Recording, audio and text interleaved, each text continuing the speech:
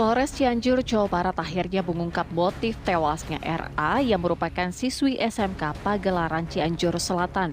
Dari keterangan tersangka yang masih di bawah umur, kejadian itu dipicu lantaran tersangka AG tidak mau bertanggung jawab atas kehamilan korban yang sudah hampir 4 bulan. Halo, apa kabar? Ketemu lagi dengan Arti. Terima kasih sudah mampir di video ini. Kisah kasus kali ini sungguh sangat memprihatinkan. Karena momen Lebaran atau Hari Raya Idul Fitri yang seharusnya dijadikan momen bahagia untuk berkumpul bersama keluarga. Namun, justru berubah menjadi tangis duka bagi keluarga korban. Begini kisah selengkapnya.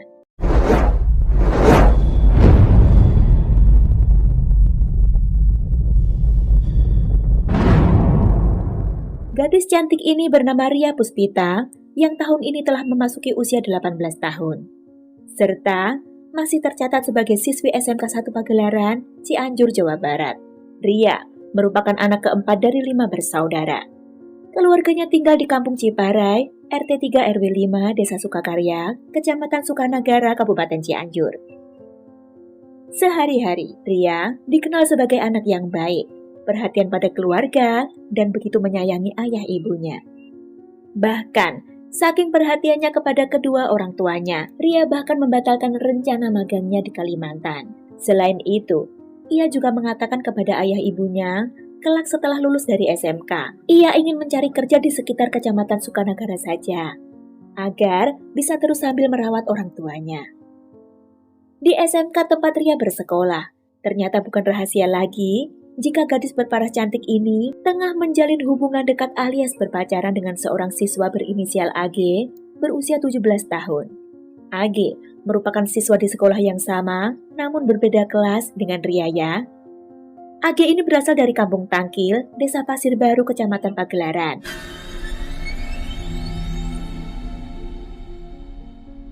Tidak ada yang tahu pasti sejak kapan hubungan antara Ria dengan AG ini dimulai. Namun karena satu sekolah, dan juga seringnya bertemu, akhirnya menumbuhkan benih-benih cinta di hati keduanya. Seiring berjalannya waktu, ternyata hubungan antara Ria dengan AG ini semakin lama semakin dekat dan intim. Bahkan, ternyata mereka juga tak segan melakukan hubungan layaknya suami istri di setiap ada kesempatan. Hingga pada bulan Maret 2023, hubungan antara Ria dengan AG ini kandas. Namun ketika itu, di saat hubungan terlanjur kandas, Ria baru menyadari jika tamu bulanannya sudah tak datang lagi. Ria yang mulai kalut, gelisah sekaligus takut, mencoba memberanikan diri untuk kembali menghubungi AG yang telah menjadi mantan pacarnya. Kepada AG, Ria menceritakan terkait kondisinya bahwa ia tengah mengandung yang diyakini oleh Ria itu adalah hasil dari hubungannya dengan AG. Setelah mendengarkan penuturan Ria, tanpa disangka-sangka, ternyata AG langsung menolak dengan mentah-mentah, alias membantah jika itu adalah hasil dari perbuatannya. Menurut AG, mereka kan sudah putus. Bisa saja itu adalah hasil perbuatan pacar baru dari Ria. Mungkin ya, pikiran AG ketika itu. Ria yang tentu saja merasa sedih dan kecewa dengan respon dan penolakan dari AG, seketika menjadi lebih murung menjalani hari-harinya. Saat itu, Ria hanya bisa berharap agar AG bisa berubah pikiran, mau mempertanggungjawabkan atau setidaknya mau membantu mencari solusi atas kondisi tersebut. Sementara di sisi lain, Ria ini belum berani menceritakan perihal kondisinya yang tengah berbadan dua pada orang tuanya ya. Jadi, dia masih diam-diam saja nih. AG yang sebenarnya juga merasa kepikiran soal pengakuan Ria. Semakin merasa kesal lantaran beberapa kali tiba-tiba ada seseorang yang terus menghubunginya dengan private number, di mana orang tersebut juga menyuruhnya untuk mempertanggungjawabkan atas kehamilan Ria. Karena merasa risih dan terganggu, akhirnya timbullah dalam benak AG untuk menyingkirkan saja si mantan pacar. AG lalu menceritakan kepada seorang temannya yang berinisial D terkait niatnya untuk menghabisi Ria, si mantan kekasih yang mengaku tengah mengandung benih dari AG. D saat itu menyanggupi untuk menemani AG saat ingin menemui Ria. Akhirnya, tak berselang lama AG menghubungi Ria via telepon. Dalam percakapan telepon tersebut, Ria lantas meminta untuk bertemu dengan AG guna membicarakan permasalahan mereka. Dan kemudian, Disepakatilah mereka akan bertemu pada hari Minggu sore, tanggal 23 April 2023, atau tepatnya hari kedua Idul Fitri.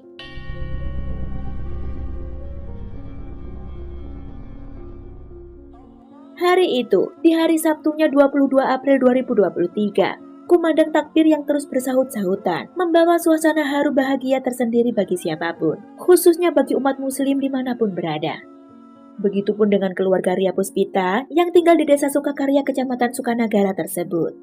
Namun, tanpa sepengetahuan keluarga, rupanya Ria ketika itu sedang dilanda kegalauan dan harap-harap cemas nih. Tak sabar keesokan harinya ingin segera menemui Age. Tiba di hari Minggu 23 April 2023, pagi itu, Ria memperoleh pesan dari sang kakak agar nanti sorenya, di hari itu juga Ria pergi ke Sukanagara untuk menjemput sang kakak. Karena hari itu sang kakak hendak pulang merayakan momen Idul Fitri setelah lama pergi bekerja. Sorenya sekitar pukul 15.00, Ria pergi menjemput sang kakak dengan mengendarai sepeda motor. Dan mereka baru tiba di rumah sekitar pukul 16.00 ketika hujan sedang turun dengan lebatnya. Setelah masuk rumah dan berganti pakaian, Ria lantas berpamitan dengan ayah ibunya untuk pergi sebentar menemui teman. Karena sedang hujan, sang ibu saat itu sempat bertanya dan melarangnya. Namun Ria bersikeras ingin pergi dan berjanji tidak akan lama. Sang adik yang melihat Ria hendak pergi sempat memaksa ingin ikut, dengan terus mengikuti langkah Ria yang berjalan keluar rumah. Namun, begitu menyadari si adik mengikuti, Ria segera meminta si adik untuk pulang dan masuk rumah. Selanjutnya, sekitar pukul 16.30, Ria bergegas pergi dengan berjalan kaki seorang diri, sambil menggunakan sebuah payung. Sementara di tempat lain, Age dan temannya yang berinisial D ini juga tengah bersiap-siap untuk pergi menjemput Ria dengan mengendarai mobil pick-up warna hitam yang dipinjam dari pamannya. Yang ternyata, saat itu di mobil tersebut Age sudah menyiapkan senapan angin milik kakeknya dan sebuah tali tampar dari plastik. Kemudian, Age bersama D segera mengarahkan mobil pick-up tersebut ke arah perkebunan teh yang hanya berjarak sekitar 100 meter saja dari rumah Ria. Di kebun teh tersebutlah, Age dan Ria sepakat untuk bertemu. Setelah bertemu dengan Age, Ria kembali menyinggung dan meminta agar Age mau mempertanggungjawabkan atas kehamilannya. Saat itu, Age juga tetap bersikukuh bahwa itu bukan hasil perbuatannya karena Age merasa terakhir kali berhubungan layaknya suami istri dengan Ria adalah sekitar 2 bulan yang lalu. Karena hal tersebut, cekcok tak dapat dihindarkan lagi. Merasa tak ada titik temu dan solusi, Ria lalu mengatakan pada Age agar ikut saja ke rumahnya untuk menemui kedua orang tua Ria. Namun, ketika Ria baru melangkah menjauh dengan jarak sekitar 3 meter saja, saat itulah Age mengambil senapan angin di mobil dan langsung mengarahkannya ke bagian belakang kepala Ria. Yang seketika membuat gadis itu jatuh terduduk sambil menahan sakit. Melihat hal itu, bukannya merasa iba, namun Age justru mendekat, lalu dengan jarak sekitar setengah meter saja, sekali lagi. Age kembali menembak Ria Puspita.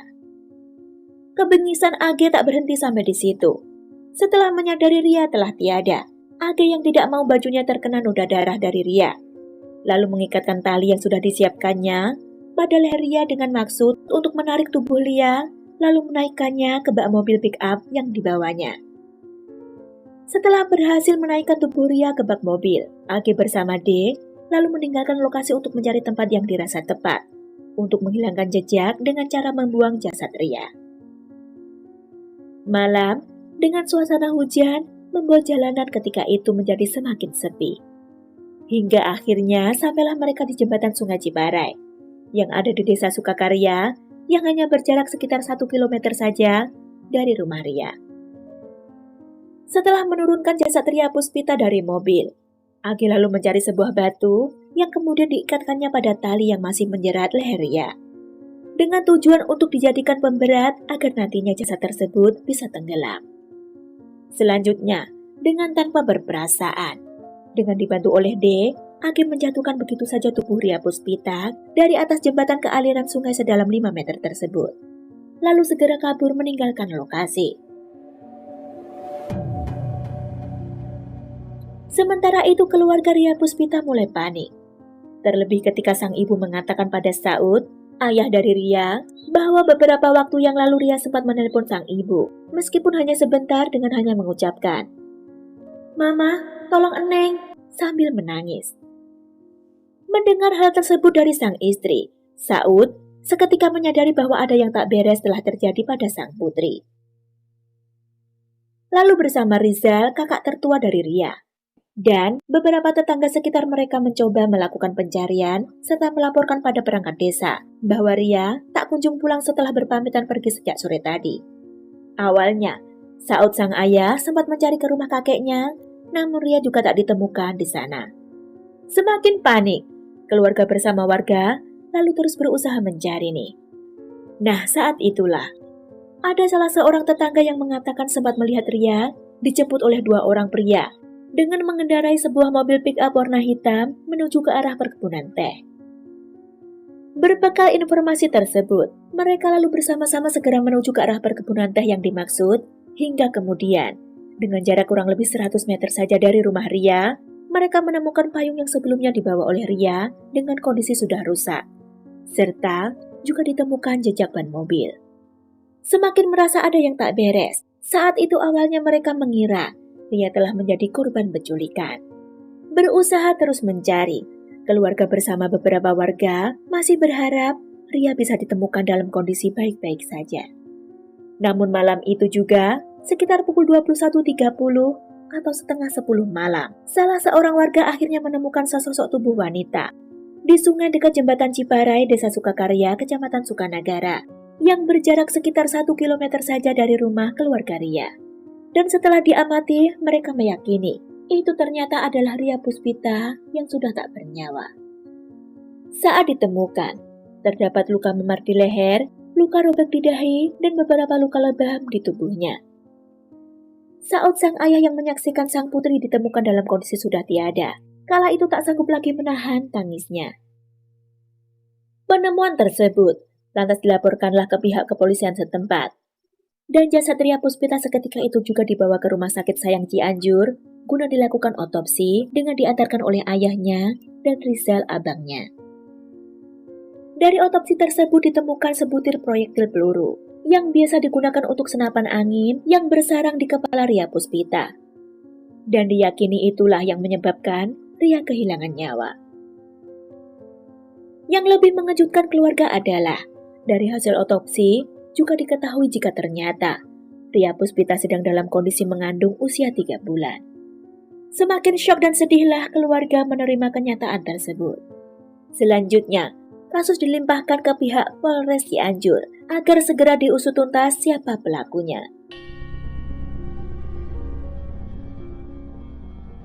Ria Puspita dimakamkan oleh pihak keluarga pada Senin malam 24 April 2023 di kampungnya.